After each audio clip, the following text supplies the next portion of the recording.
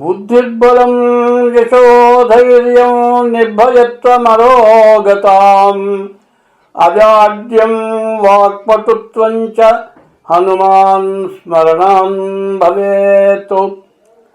వైశాఖే మాసి కృష్ణాయ దశమ్యాం మందవాసరే పూర్వాభాద్రప్రబోధాయ మంగళం శ్రీ హనుమతే.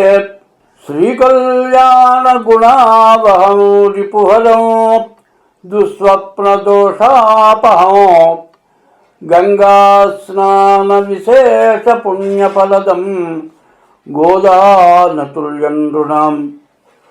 ఆయుర్వృద్ధిదముత్తమం శుభకరమో సంతాన సంపత్ప్రదం నానాశాస్త్ర సుసాధనం సముచితం పంచాంగమాకర్ణ్యతాం. ఇప్పుడు మనం చెప్పుకుంటున్నది పంచాంగ శ్రవణం. ఈ పంచాంగ శ్రవణం అంటే ఉగాది కాదు, యుగం ఆది.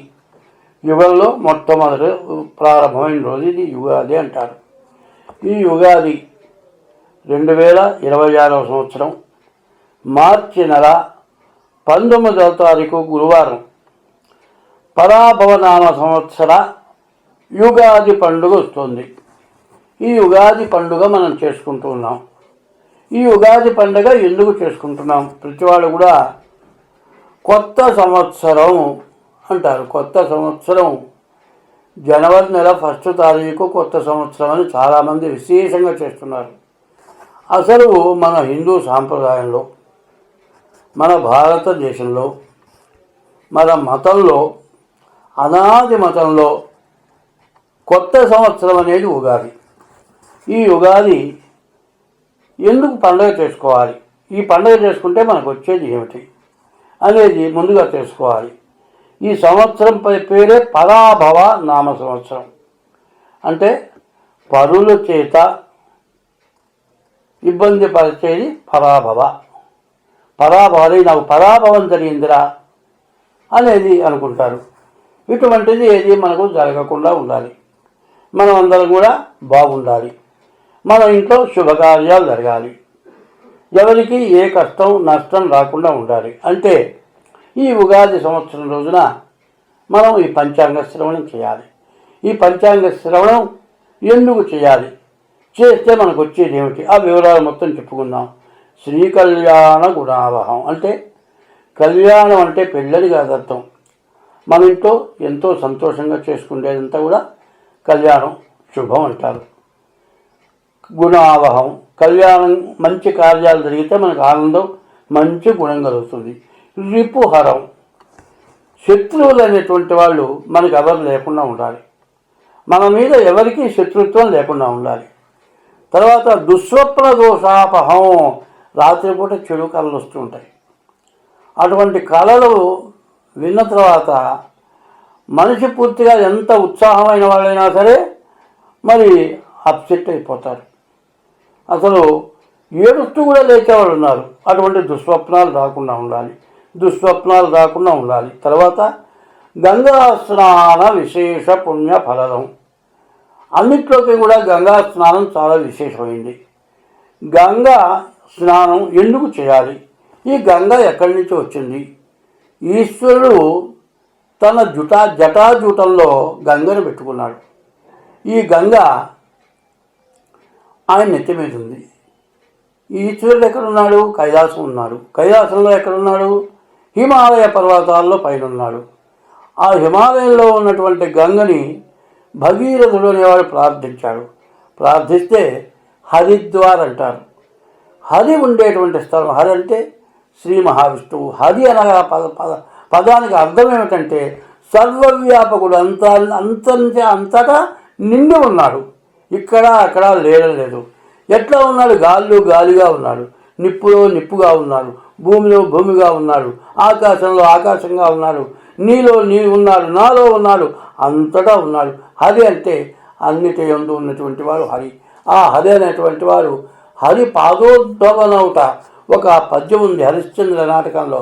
హరి పాదోద్భవనవుట ఆ జలమునన్ ఆప్లావమున్ చేసినన్ కురు పంకంబులడంగునంచు మరియున్ ఘోషించడిన్ చూడు. మరి ఆ హరిద్వార్లో హరి యొక్క విష్ణుమూర్తి యొక్క పాదాల దగ్గర ఈశ్వరుడు యొక్క కైలాసంలో ఉన్నటువంటి ఈశ్వరుడు నెత్తి మీద జటాజుటుల్లో ఉన్నటువంటి గంగ విష్ణుమూర్తి యొక్క పాదాల మీద పడ్డది. అది హరిద్వార్. అక్కడ గంగ పుట్టింది. ఆ గంగ పుట్టిన చోట ఎట్లా ఉంటుంది, ఆ నీళ్లు పారుదల ఎట్లా ఉంటుంది, ఒక పంట కాలవలాగా ఉంటుంది. కానీ అది ఎట్లా ఉంటుంది, నిండుగా ఉంటుంది. ఆ నిండుగా అసలు అందులో కనుక దిగిన తర్వాత గొలుసులు ఉంటాయి స్నానం చేయాలంటే. ఆ గొలుసులు పట్టుకొని స్నానం చేయాలి. పొరపాటున గొలుసు వదిలావంటే కన్ను రెప్ప కొట్టేపటి కిలోమీటర్ దూరం వెళ్ళిపోతావు. అంత విపరీతమైన స్పీడ్గా ఉంటుంది ఆ గంగ. ఆ గంగ ఆ నీళ్లు కనుక మనం తాగినా, ఆ గంగా స్నానం చేసినా, పితృదేవతలకి పిండ ప్రదానాలు తర్పణాలు చేసినా కురు పంకంబులడంగునంచు మన వంశంలో మన మూల పురుషుడు చేసినటువంటి పాపాల దగ్గర నుంచి మన దాకా వచ్చినటువంటి వాళ్ళు వంశపారంపర్యంగా తాతలు ముత్తాతలు కొడుకులు మనవాళ్ళు మనవరాళ్ళు అందరూ ఎవరు చేసిన పాపమైనా కూడా వంశం మొత్తం అనుభవించాల్సి వస్తుంది. అటువంటి పాపాలన్నీ కూడా ఆ గంగా స్నానం చేస్తే, ఆ గంగ తీర్థంగా పుచ్చుకుంటే సమస్త పాపాలు కూడా పోతాయిట. ఎవరు ఈ రోజున? మరి ఈ సంవత్సరాది యుగాది రోజున గంగా స్నాన విశేష పుణ్య ఫలదం. గంగా స్నానం చెయ్యక్కర్లా, ఈ పంచాంగ శ్రవణం చేస్తేనే గంగా స్నానం చేసినటువంటి ఫలితం వస్తుంది. ఆ గంగా స్నాన విశేష పుణ్య ఫలదం. గోదాన తుల్యండునాం. గోవుని దూడతో కలిసినటువంటి దూడతో ఉన్నటువంటి గోవుని దానం చేసినటువంటి ఫలం వస్తుందట. గోదాన తుల్యండునాం. ఆయుర్వృద్ధిదముత్తరం. మన ఆయుష్ పెరుగుతుంది. ఒక జాతకంలో వీడు చచ్చిపోతాడని చెప్తే కూడా ఆ మాట ఎవరు తెలిసిన వాళ్ళు చెప్పరు. కానీ ఇట్లాంటి గోవుని పూజించినా, గోదానం చేసినా, గంగా స్నానం చేసినా మరి ఆయుష్ పెరుగుతుంది. ఆయుర్వృద్ధిదముత్తమం శుభకరం. ఆయుష్ పెరుగుతుంది. నానాశాస్త్ర సుసాధనం. ఆయుష్ పెరగడమే కాదు, మరి అనేక శాస్త్రాలు ఉన్నాయి. 18 పురాణాలు ఉన్నాయి, రకరకాలైన శాస్త్రాలు ఉన్నాయి. ఇన్ని శాస్త్రాలు చదివినటువంటి యొక్క ఫలితం వస్తుంది. నానాశాస్త్ర సుసాధనం సముచితం. ఇది నిజంగా జరుగుతుంది. పంచాంగమాగణ్యతం. విధిగా పంచాంగం ఈ యుగాది సంవత్సరం రోజున వింటే మనకు మంచి సత్ఫలితం కలుగుతుంది. అయితే ఇది ఎట్లా కలుగుతుంది అనేది మనకు మెయిన్గా కావాలి. ఆ రోజున దేవుడి దగ్గర దీపారాధన చేసి మామిడి ఆకులు తోరణం కడతాం. పంచపల్లవాలు అని ఉన్నాయి. పంచపల్లవాలు అంటే ఏమిటి? మామే రాజు, మామిడి, మర్రి, మేడి, రావి, జువ్వి, ఇవి పంచపల్లవాలు. ఇవి దేవతా సమానమైనటువంటి వావి. మామిడి ఆకు తోరణం కడతాం. అప్పటికి మామిడికాయలు వస్తూ ఉంటాయి. మామిడికాయలు ముక్కలు తరిగి లేకపోతే చిత్రికాది మధ్యంతా కూడా తురిమి మామిడికాయ తయారు చేస్తాం. తర్వాత చింతపండు కానీ తేనె కానీ, మామిడికాయ పులుపు, చింతపండు పులుపు, మరి తర్వాత వేప పూత తీసుకొస్తాం. వేప పూత అంటే ఎట్లా ఉండాలి? పువ్వులాగా తయారవుతుంది. ఆ పువ్వుకి మధ్యలో పుప్పొడి ఉంటుంది. పుప్పొడి రాకూడదు. ఆ రెక్కలే తీసుకురావాలి. ఆ రెక్కలన్నీ కూడా తీసుకొచ్చి ఆ వేప పూత, బెల్లం, తర్వాత మామిడికాయ ముక్కలు ఇవన్నీ కూడా కలపాలి. మరి దీంట్లో తేనె, చేదు, వగరు, పులుపు, ఇవన్నీ కూడా తీపి, ఇన్ని ఉంటాయి. తీపి, పులుపు, వగరు, చేదు, ఈ 4 రకాలు ఉన్నాయి. ఈ 4 రకాలు కూడా మనం చూస్తున్నాం. దేనికి చూస్తున్నాం? ఇవన్నీ తింటున్నాం. అదే నోట్లో పెట్టుకోగానే ఒళ్ళు జల్లుమంటుంది. ఈ జల్లు అనేది ఎట్లా ఉంటుంది? చెడుని, తీపి మంచిని, ఎప్పుడు కూడా ఏదైనా శుభకార్యం జరిగితే తీపి పెడతాం. ఈ తీపి తింటే శుభం అని అర్థం. చేదు, చెడు మాటలు వింటే చేదు. వగరంటే ఆ వగరికి ఒళ్ళు జల్లుమంటుంది. పులుపు, విపరీతమైన పులుపు తగిలిందనుకోండి, నాలుక అసలు తట్టుకోలేనంత ఒళ్ళు గగురు పొడుస్తుంది.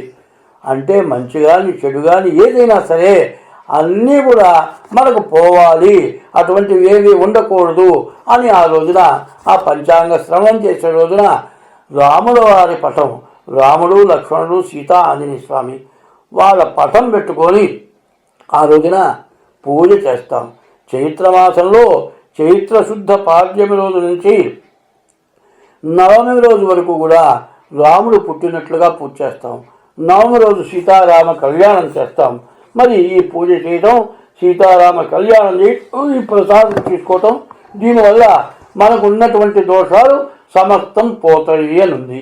అయితే ఈ పంచాంగంలో ఇప్పుడు మనకేంది, రాష్ట్రపతి, ప్రధానమంత్రి, ముఖ్యమంత్రులు, మరి ఇట్లాంటి మంత్రులంతా ఉన్నారు.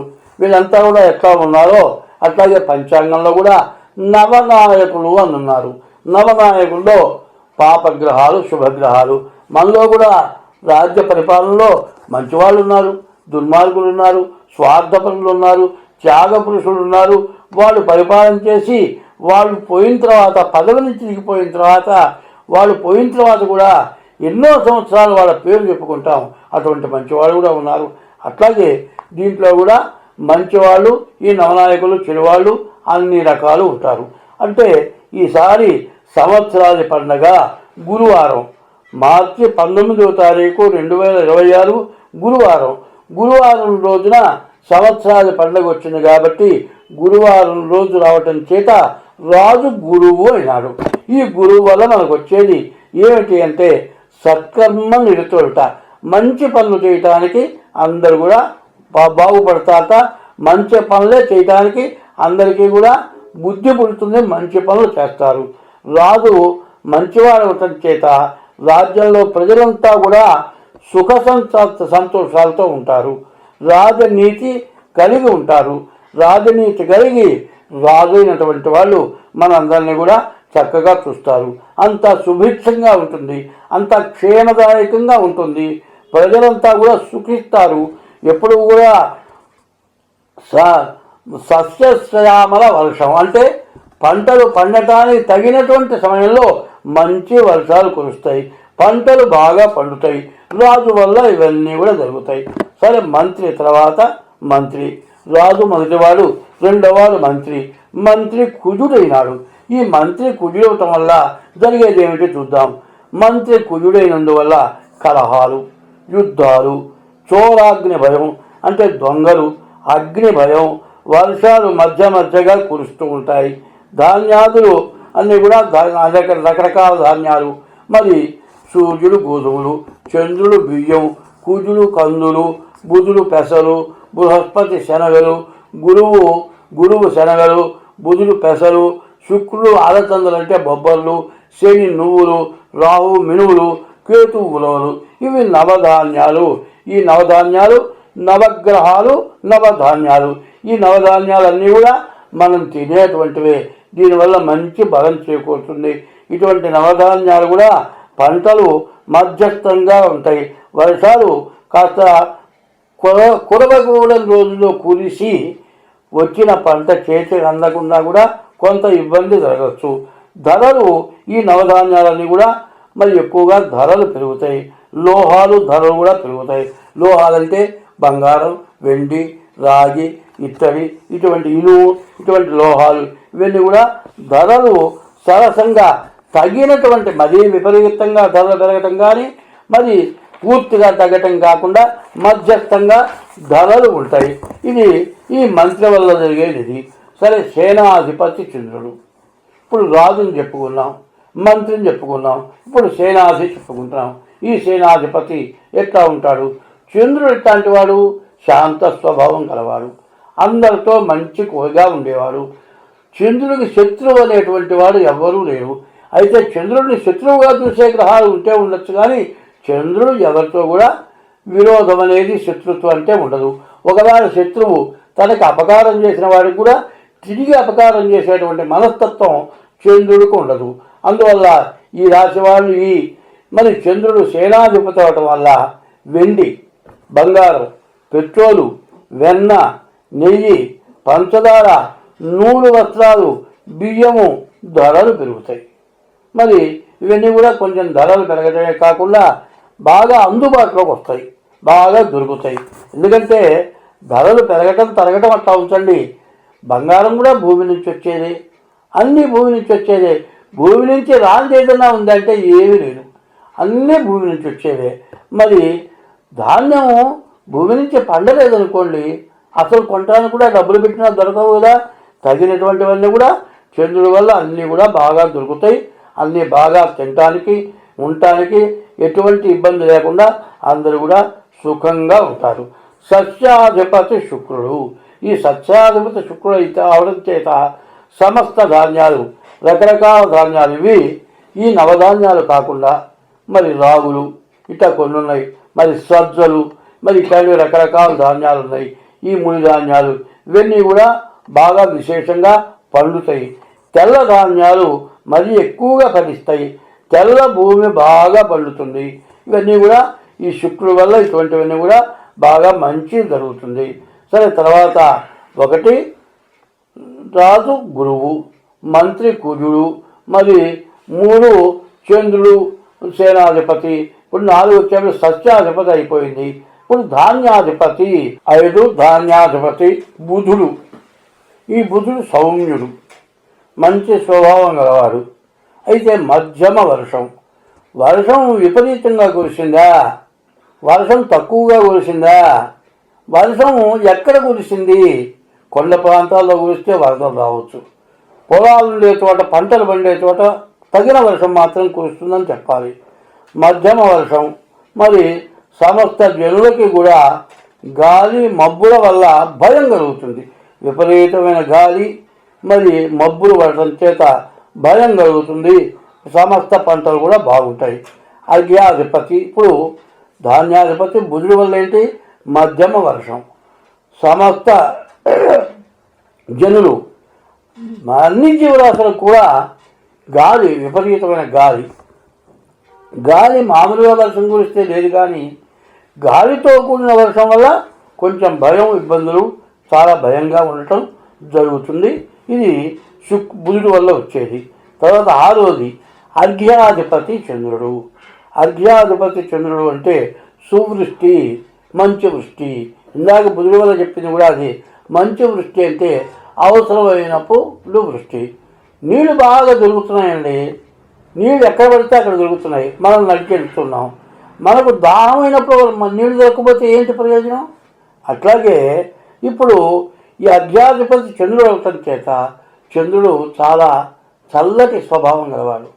రాత్రిపూట చంద్రుడు వచ్చిన తర్వాత కింద గడ్డిగానే ఏదైనా మొలిస్తే దాని యందు వర్షపు చినుకుల్లాగా పడతాయి.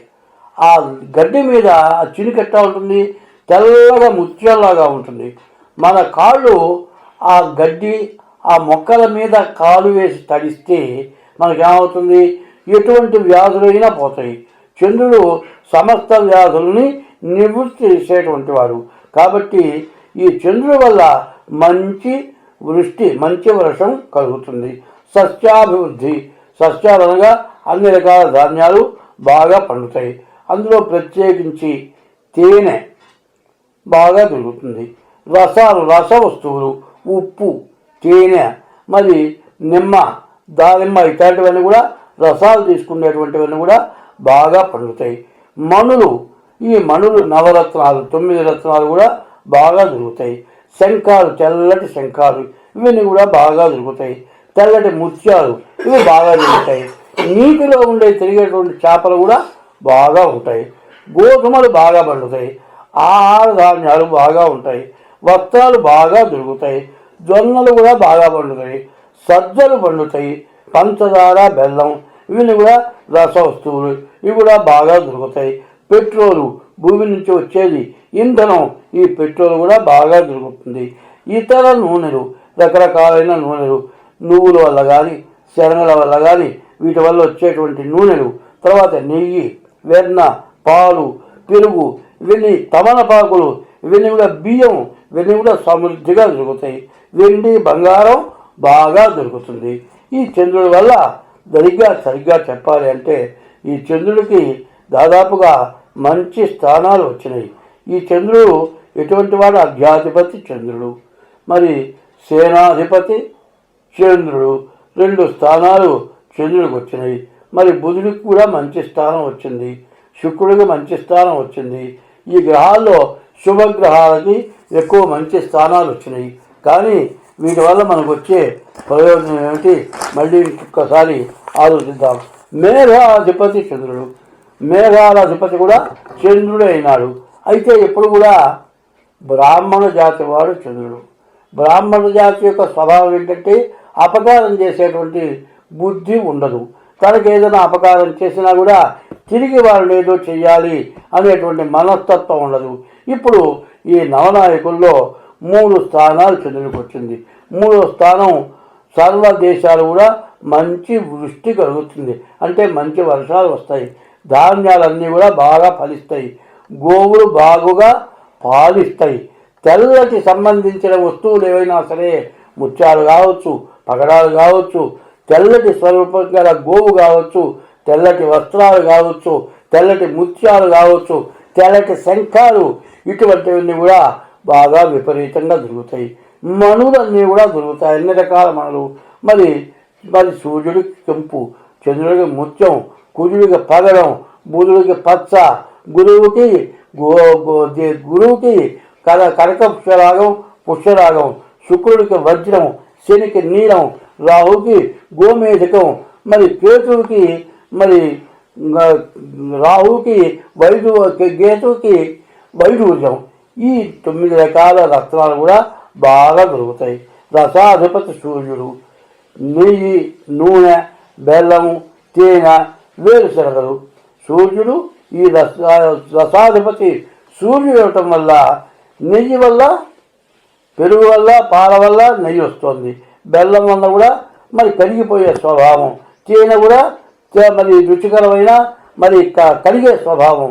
తేనె, ఇవన్నీ కూడా శనగ నూనె, కొబ్బరి నూనె, ఆముదం, అవిసె నూనె, నువ్వుల నూనె, చింతపండు, నిమ్మరసం, నారింజ, మామిడి, ఇవన్నీ కూడా ధరలు పెరుగుతాయి. ఇటువంటివన్నీ కూడా బాగా పండుతాయి, కానీ విపరీతమైన ధరలు, మంచి వస్తువులు దొరుకుతాయి.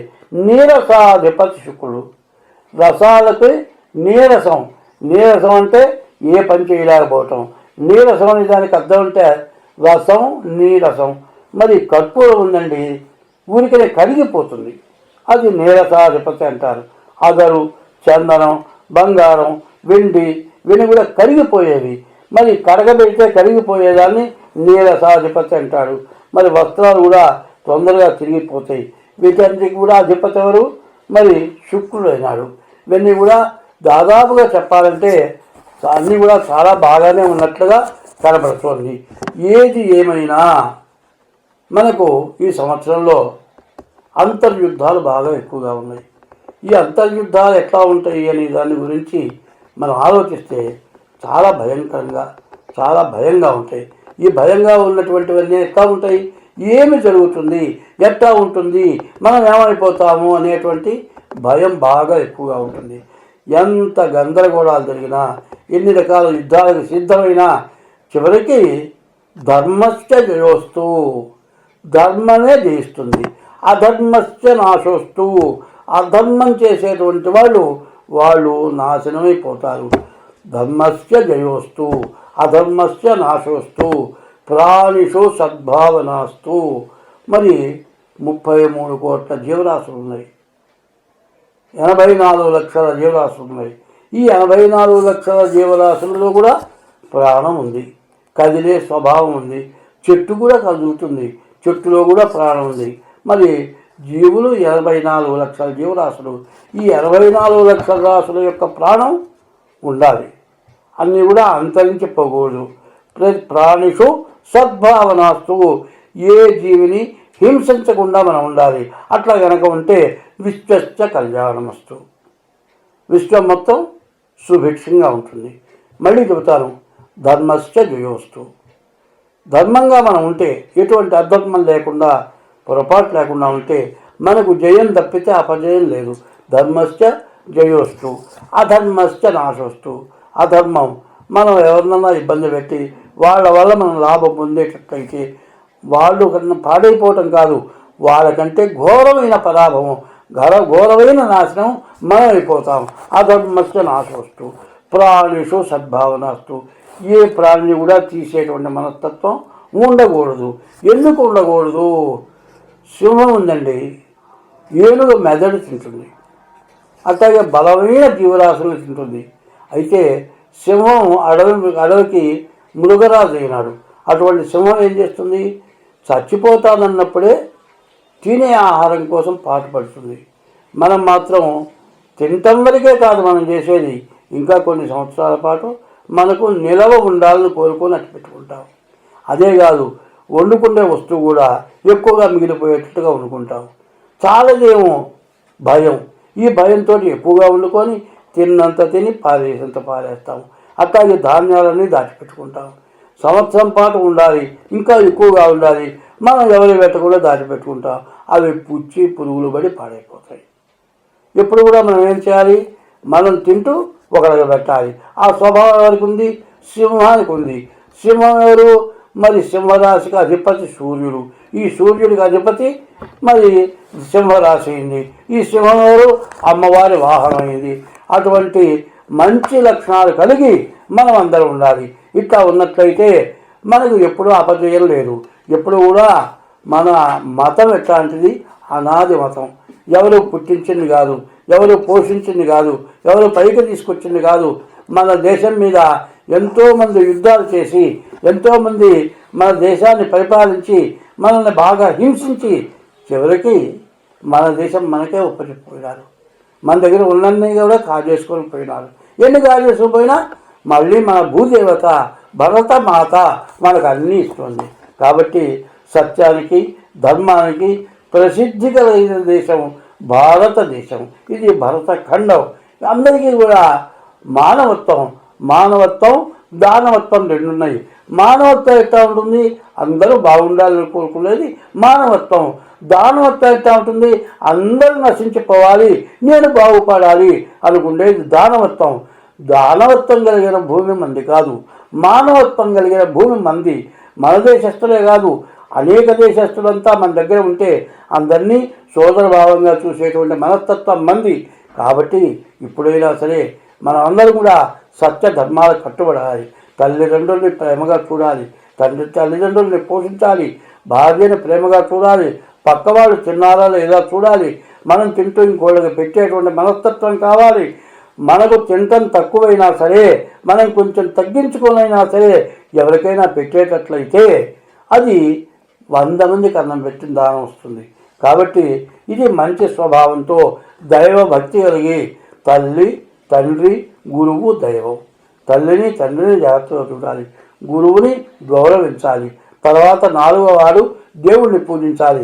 ఈ మనస్తత్వం కలిగి ఉండాలి అనేది మన పంచాంగ శ్రవణం బోధిస్తూ ఉన్నది. ఇప్పుడు కందాయ బలాలు చెప్పుకుందాం. ఈ కందాయ బలాలు ఎట్లా ఉంటాయో మొట్టమొదటే చెబుతున్నా.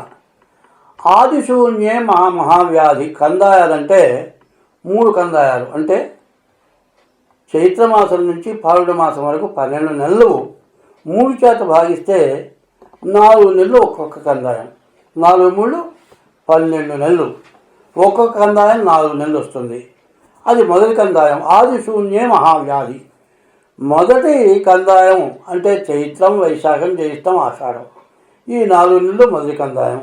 ఆదిశూన్యే మహావ్యాధి. మొదటి కందాయంలో 0 ఉంటే వ్యాధి. మధ్యశూన్యే మనోవ్యధ.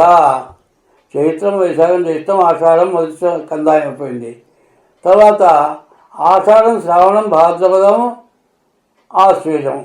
ఆషాఢం, శ్రావణం, భాద్రపదం, ఆశ్వేజం. ఈ 4 నెలలు మధ్య కందాయం. మధ్య కందాయంలో 0 ఉంటే మనోవ్యాకులత. అంత్యశూన్యే ఫలము స్వల్పము.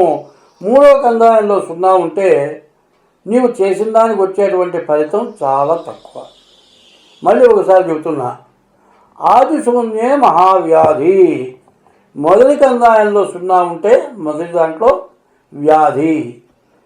మధ్యశూన్యే మనోవ్యధ. మధ్య కందాయంలో 0 ఉంటే మనోవ్యాకులత. అంత్యశూన్యే ఫలం స్వల్పం. చివరి కందాయంలో 0 ఉంటే ఫలితం చాలా తక్కువ. వచ్చే ఆదాయంలో కూడా నువ్వు చేసే కష్టంలో ఫలితం చాలా తక్కువ. విషమే శ్రద్ధలాభశ్చాత్. 3 కందాయాల్లో వచ్చే అంకెలు కూడితే బేసి సంఖ్య వస్తే విషమేషు అర్ధలాభస్యాత్. బేసి సంఖ్య వస్తే అర్ధలాభం. సమేతు సమతా భవేత్. సమ సంఖ్య 2, 4, 6, 8, 10 ఇట్లా వస్తే సమ సంఖ్య సమేతు సమతా భవేత్ వచ్చేది, ఖర్చు అయ్యేది సరిపోతుంది. మళ్ళీ ఒకసారి చెబుతున్నా. మరి ఆది శూన్యే మహావ్యాధి. మొదటి కందాయం 0 ఉంటే వ్యాధి, మధ్య కందాయం 0 ఉంటే మనోవ్యాకులత, అంత్యశూన్యే ఫలం స్వల్పం. చివరి కందాయం 0 ఉంటే వచ్చే ఫలితం తక్కువ. విషమే స్వర్ధలాభస్యాత్ అంటే బేసి సంఖ్య వస్తే నీవు చేసే కష్టంలో సగమే వస్తుంది. సమేతు సమతా భవేత్. కష్టపడ్డది సమానంగా వస్తుంది, సమానంగా ఖర్చు అవుతుంది. ఇది ఒక్కొక్క నక్షత్రాన్ని బట్టి కందాయ ఫలాలు వస్తాయి. అశ్వని నక్షత్రం, ఈ అశ్వని నక్షత్రానికి 3 కందాయాల్లో కూడా 0 లేవు. 3 కందాయాలు కోరుకుంటే 10 వచ్చింది, వచ్చే ఆదాయం ఖర్చు సమానం. మరి అశ్వని నక్షత్రం అయిపోయింది. రెండోది భరణి నక్షత్రం చూద్దాం. మొదటి కందాయం 7, రెండో కందాయం 0, మధ్యశూన్యే మనోవ్యధ. మధ్య కందాయంలో 0 ఉంది, మనోవ్యధ. మూడవ కందాయం 2 ఉంది. మొత్తం కూడితే 7, 2, 9 వచ్చింది. మధ్యశూన్యే మనోవ్యధ. విషమే అర్ధలాభస్యాత్. బేసి సంఖ్య వచ్చింది కాబట్టి అర్ధలాభము. తర్వాత 2 అశ్వని భరణ అయిపోయింది. కృత్తికా నక్షత్రం చూసుకుందాం. కృత్తికా నక్షత్రం వచ్చేప్పటికి మొదటి కందాయం 2, రెండో కందాయం 1, మూడో కందాయం 0. విషమే స్వర్ధలాభస్యాత్. చివరికి వచ్చేది అర్ధలాభం. 3 సంఖ్య వచ్చింది. మధ్య వచ్చే ఆదాయం మధ్యమంగా ఉంటుంది. రోహిణి నక్షత్రం. రోహిణి నక్షత్రానికి వచ్చేప్పటికల్లా 5, మొదటి కందాయం 5, రెండో కందాయం 2, మూడో కందాయం 3, మొత్తం 10 వచ్చింది. వచ్చే ఆదాయం ఖర్చు సమానం. మృగశిర నక్షత్రం వచ్చేప్పటికి మొదటి కందాయం 0, రెండో కందాయం 0, మూడో కందాయం 1. అది బేసి సంఖ్య. వచ్చే దాంట్లో అర్ధలాభమే. మొదటి కందాయం వ్యాధి, రెండో కందాయం 0, మనోవ్యాధి దుఃఖలత.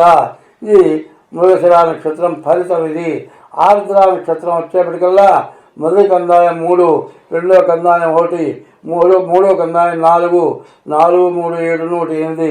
వచ్చే ఆదాయం ఖర్చు సమానం. పునర్వసి నక్షత్రం వచ్చింది. ఈ పునర్వసి నక్షత్రం మొదటి కందాయం 6, రెండో కందాయం 2, మూడో కందాయం 4, మొత్తం 10 వచ్చింది. వచ్చే ఆదాయం ఖర్చు సమానం. మరి పుష్యమి వచ్చేప్పటికల్లా మొదటి కందాయం 1, రెండో కందాయం 2, మూడో కందాయం 5, మొత్తం 5 వచ్చింది.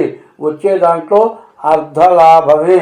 ఆశ్లేష వచ్చేప్పటికల్లా మొదటి కందాయం 4, రెండో కందాయం 1, మూడో కందాయం 3, 5, 3, 8.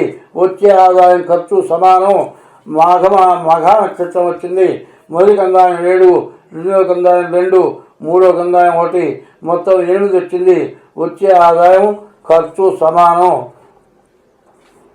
తర్వాత పుబ్బ నక్షత్రం.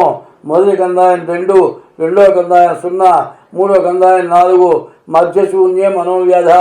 మధ్యశూన్యం మధ్యలో 0 వచ్చింది కాబట్టి మనోవ్యాకులత. సమాన సంఖ్య 2, 4, 6 వచ్చింది కాబట్టి వచ్చే ఆదాయం ఖర్చు సమానం. ఉత్తర నక్షత్రం. మొదటి కందాయం 5, రెండో కందాయం 1, మూడో కందాయం 2, 5, 3, 8. వచ్చే ఆదాయం ఖర్చు సమానం. మరి హస్త నక్షత్రం. మొదటి కందాయం 0, రెండో కందాయం 2, మూడో కందాయం 0, మొదటి కందాయం 0 వచ్చేప్పటికల్లా విషమే ఆది శూన్యే మానవ వ్యాధి, ఆది శూన్యే మహావ్యాధి. మొదటి కందాయం 0 ఉంటే అనారోగ్యాలు వస్తాయి. మరి అంత్యశూన్య మనోవ్యధ, అంత్యశూన్య ఫలం స్వల్పం. చివరి కందాయం 0 వస్తే ఫలితం తక్కువ. 2 సమస్య వచ్చి కాబట్టి వచ్చే ఆదాయం ఖర్చు సమానంగా ఉంటుంది. హస్త నక్షత్రం. మొదటి కందాయం 0, రెండో కందాయం 2, మూడో కందాయం 3. మొదటి కందాయం 0 ఉన్నప్పుడు వ్యాధి, రెండో కందాయం 2, మధ్యమ సమసంఖ్య. వచ్చే ఆదాయం ఖర్చు సమానం. మరి అంత్యశూన్య ఫలం స్వల్పం. చివరి కందాయం వచ్చేప్పటికి 0 రావటం చేత ఆదాయం ఖర్చు సమానంగా ఉంటుంది. తర్వాత చిత్తా నక్షత్రం. మొదటి కందాయం 3, రెండో కందాయం 0, మూడో కందాయం 3, మధ్య శూన్యే మనోవ్యధ, మధ్య కందాయం 0 ఉంటాం, మనోవ్యధ 2 3 6 వచ్చింది కాబట్టి వచ్చే ఆదాయం ఖర్చు సమానం. స్వాతి నక్షత్రం మొదటి కందాయం 6, రెండో కందాయం 1, మూడో కందాయం 1 7, 7 విషమే శ్రద్ధలాభశ్చాత్, బేస సంఖ్య వచ్చింది కాబట్టి వచ్చే ఆదాయం ఖర్చు విషమ అర్ధలాభం, వచ్చే ఆదాయంలో సగమే మిగులుతుంది. విశాఖ నక్షత్రం మొదటి కందాయం 1, రెండో కందాయం 2, మూడో కందాయం 4, 4 3 7 వచ్చింది కాబట్టి వచ్చే ఆదాయంలో సగం వస్తుంది. జ్యేష్ఠ నక్షత్రం మొదటి కందాయం 7, రెండో కందాయం 1, మూడో కందాయం 0, అంత్యశూన్యే ఫలం స్వల్పం, చివరి కందాయం 0 రావడం చేత వచ్చే ఫలితం స్వల్పం. అయితే 7 1 8 సంఖ్య సరిసంఖ్య వచ్చింది కాబట్టి వచ్చే ఆదాయం ఖర్చు సమానంగా ఉంటుంది. మూలా నక్షత్రం వచ్చేప్పటికల్లా మొదటి కందాయం 2, రెండో కందాయం 2, మూడో కందాయం 4, మొత్తం 8 వచ్చింది కాబట్టి సమేత సమతా భవేత్, వచ్చే ఆదాయం ఖర్చు సమానంగా ఉంటుంది. పూర్వాషాఢ నక్షత్రం మొదటి కందాయం 5, రెండో కందాయం 0, మూడో కందాయం 1, మొత్తం 6 వచ్చింది, వచ్చే ఆదాయం ఖర్చు సమానం. మధ్య కందాయం 0 రావడం చేత మధ్యశూన్యే ఫలం స్వల్పం, మధ్యశూన్య మనోవ్యధ, మధ్యకందాయం 0 ఉండటం చేత మనోవ్యాకులత ఉంటుంది. తర్వాత ఉత్తరాషాఢ నక్షత్రం మొదటి కందాయం 0, ఆదిశూన్యే మనోవ్యాధి, మొదటి శూన్యం, మొదటి కందాయం 0 ఉంటే వ్యాధి. మరి సంఖ్యలు వచ్చేప్పటికల్లా రెండో కందాయం వచ్చేప్పటికల్లా 1, మూడో కందాయం 4 5 వచ్చింది, విషమే శ్రద్ధలాభశ్చాత్, బేస సంఖ్య వచ్చింది కాబట్టి అర్ధలాభం, అర్ధమే సగమే లాభం మిగులుతుంది. శ్రవణ నక్షత్రం వచ్చేప్పటికల్లా మొదటి కందాయం 3, రెండో కందాయం 2, మూడో కందాయం 2, 4 3 7 వచ్చింది కాబట్టి వచ్చే ఆదాయంలో సగం మిగులుతుంది. ధనిష్ట నక్షత్రం మొదటి కందాయం 6, రెండో కందాయం 0, మూడో కందాయం 0, మధ్యశూన్యే మనోవ్యధ, అంత్యశూన్యే ఫలం స్వల్పం, చివరి కందాయం 0 రావటం చేత వచ్చే ఫలితం తక్కువ. 6 వచ్చింది కాబట్టి వచ్చే ఆదాయం ఖర్చు సమానంగా ఉంటుంది. శతభిష నక్షత్రం వచ్చేప్పటికల్లా మొదటి కందాయం 1, రెండో కందాయం 1, మూడో కందాయం 3, మొత్తం 5 వచ్చింది కాబట్టి విషమే శ్రద్ధలాభశ్చాత్, వచ్చే ఆదాయంలో సగం లాభం మిగులుతుంది. పూర్వభాద్ర మరి పూర్వభాద్ర నక్షత్రం వచ్చేప్పటికల్లా మొదటి కందాయం 4, రెండో కందాయం 2, మూడో కందాయం 1, 4 3 7 వచ్చింది కాబట్టి బేస సంఖ్య విషమే శ్రద్ధలాభశ్చాత్, వచ్చే ఆదాయంలో సగం మిగులుతుంది. మరి ఉత్తరాభాద్ర నక్షత్రం మొదటి కందాయం 7, రెండో కందాయం 0, మూడో కందాయం 4, మధ్యశూన్యే మనోవ్యధ, మధ్యశూన్యం ఉంటే మధ్య కందాయంలో 0 ఉంటే మనోవ్యాకులత, బేస సంఖ్య వచ్చింది కాబట్టి విషమే శ్రద్ధలాభశ్చాత్, వచ్చే ఆదాయంలో సగమే లాభం.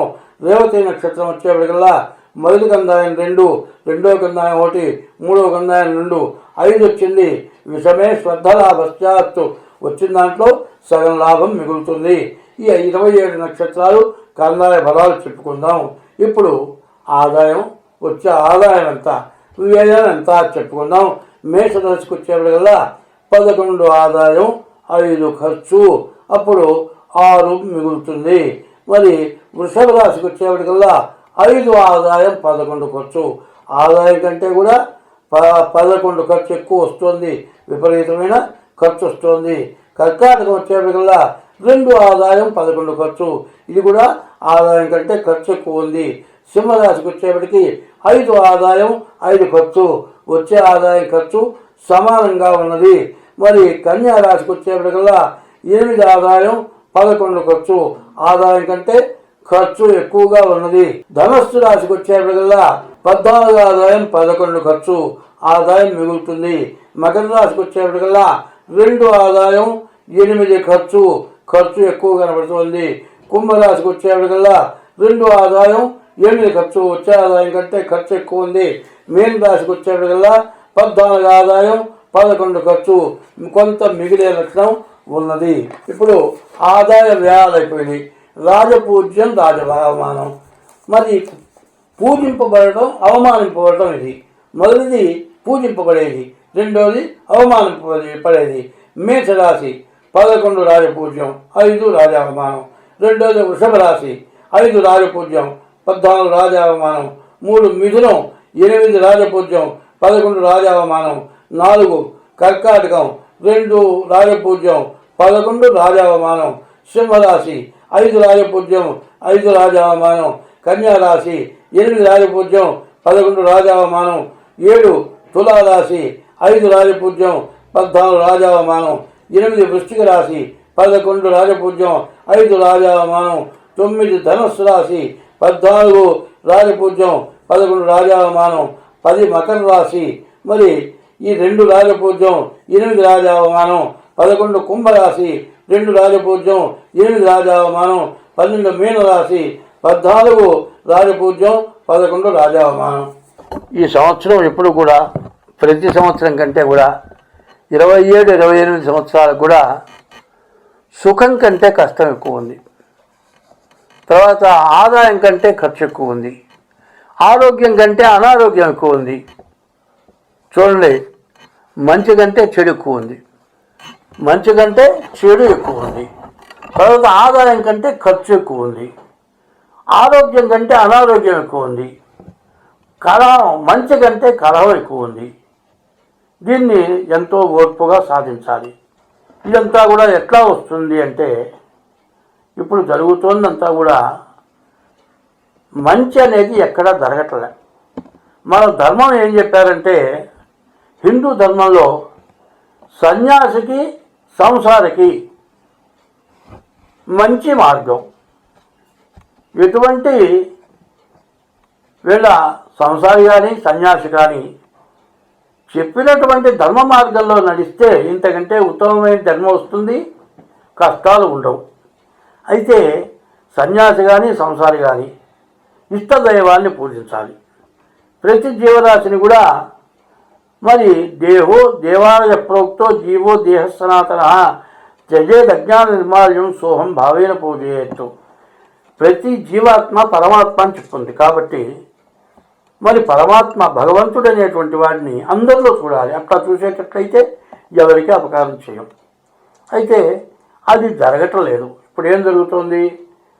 భార్యాభర్త అంటే భర్త భరించేవాడు, భార్య భాగం పంచుకునేది. ఎట్లా? దీంట్లో పుణ్యం చేసేవాడు భర్త, ఆ పుణ్యంలో సగం భాగం పంచుకునేది భార్య.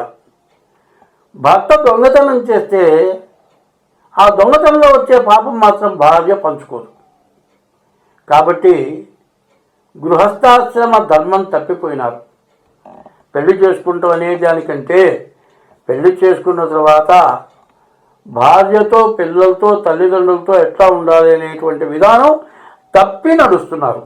2 పురుషుడికి పరస్త్రీ వ్యామోహం, స్త్రీకి పరపురుషుడి వ్యామోహం. ఇది ఎక్కువైపోయింది. ఇదివరకు ఎట్లా ఉందంటే భార్యకి భర్త, భర్తకి భార్య, వీళ్ళు ఒక్కళ్ళే తప్పితే ఇంకోళ్ళ మొహం చూడకూడదు. ఇది ధర్మం చెప్పేది. ఈ ధర్మాన్ని తప్పి సంచరించడం చేత విపరీతమైన పాపాలు వస్తున్నాయి. పుణ్యం రావడం కంటే పాపం ఎక్కువ వస్తుంది. పుణ్యం రావాలంటే దేవుణ్ణి పూజిస్తే పాపం నశించిపోయి పుణ్యం వస్తుంది. పాపం ఎట్లా వస్తుంది? భార్యని హింసించి పరస్త్రీతో ఉండి భార్య పిల్లల్ని వదిలిపెట్టి వాళ్ళని అన్యాయం చేసి వాళ్ళని తిండి లేక హింసింపబడితే తల్లిదండ్రులకు అన్నం పెట్టకుండా బజార్లు పెడితే విపరీతమైన పాపం వస్తుంది. పుణ్యమైన పనులు చేయటం లేదు. ఇప్పుడు రావడం ఎప్పుడు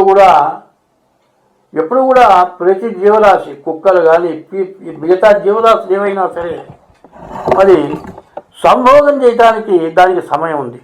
ఆ సమయానికే కలుస్తున్నాయి. ఇప్పుడు మన వాళ్ళకి ఏమిటి? స్త్రీ సంభోగం, పురుష సంభోగం ఎక్కువగా కావాలి. ఈ కోరిక విపరీతమైన కోరిక.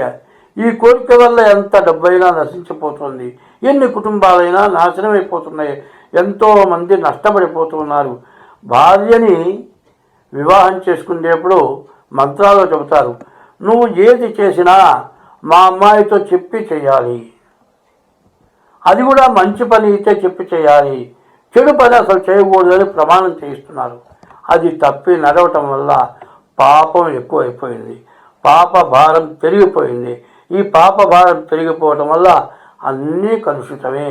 తినే తిండి కలుషితమే, నువ్వు కురిసే వర్షం కలుషితమే, తాగే నీళ్లు కలుషితమే, మరి తినే ఆహారం మరి ఫుడ్ పాయసనం ఇట్లా వచ్చేసి విపరీతమైన వ్యాధులు, విపరీతమైన బాధలు, అందరి కూడా చాలా రకాలుగా బాధలు పడుతూ ఉన్నారు. కాబట్టి ఇక్కడి నుంచి 27-28 సంవత్సరాల వరకు కూడా ప్రతి వాళ్ళు భార్యాభర్తలు కలిసి ఉండాలి. ఇప్పుడున్న పరిస్థితి ఎట్లా ఉందంటే, ఇదివరకు విదేశాల్లో లిమిటేషన్ మ్యారేజ్, ఇన్ని సంవత్సరాలు రిజిస్టర్ మ్యారేజ్, ఆ తర్వాత ఎవరిదారిన వాడు విడిపోవచ్చు.